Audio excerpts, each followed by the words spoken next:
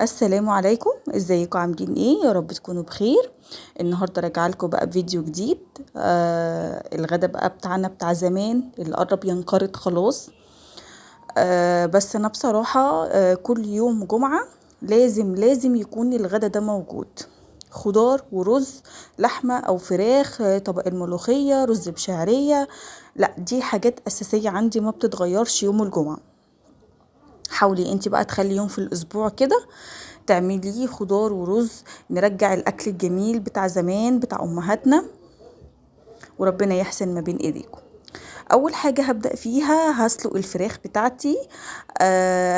الشوربة بتاعتي عشان تبقى طعمها جميل وحلوة بحط لها بصل وطماطم وملح وفلفل ومكعب مرق وورق ورق لوري. انا ما كانش عندي حبهان، بس لو في حبهان طبعا هيكون تحفة.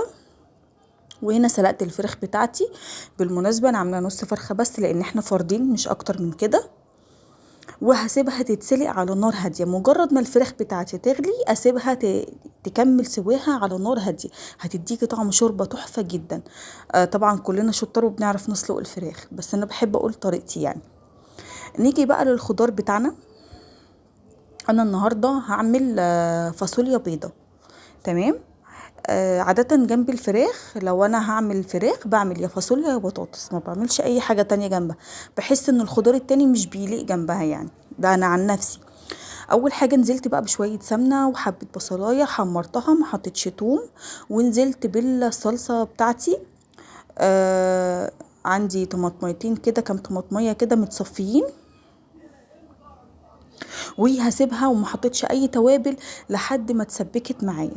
هنا اللي اتسبكت معايا كويس قوي، حطيت نص مكعب مرق وحطيت ملح وفلفل. الخضار بالذات او الحاجة المطبوخة على النار مش بحب افتكس بيها ولا ازود توابل ولا ازود حاجة. هنا كنت سلقة الفاصوليا بتاعتي 3/4 سلقة. وحطيتها وزودت شوربة وسبتها برضو على نار هادية.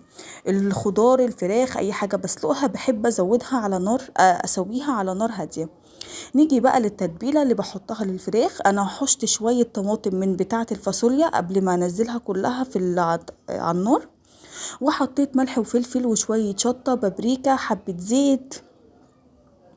دي احلى مليون مرة يعني لما بنستسهل وناخد صلصة جاهزة اللي هي في البرطمانات او الاكياس. لا، دي احلى بكتير. وطبعا فايدة وكل حاجة. التانية اللي في البرطمانات هي بتسهل لكن برضو ما بتبقاش النتيجة حلوة زي دي. وهتطلع لنا اللون جميل وتحفة، وبصوا هتشوفوا الشكل بتاعها في النهاية. دي بقى تمشي بقى لأي حاجة هتحمريها جوه في الفرن، فراخ بط حمام رومي اي حاجة اعملي لها التتبيلة ديت. شوية طماطم متبلين وعليهم حبة زيت عشان يدينا اللمعة الجميلة. وندخلها الفرن. لو حابين اشارككم الغدا بتاعي بتاع يوم الجمعة قولولي وانا هصوره لكم على طول.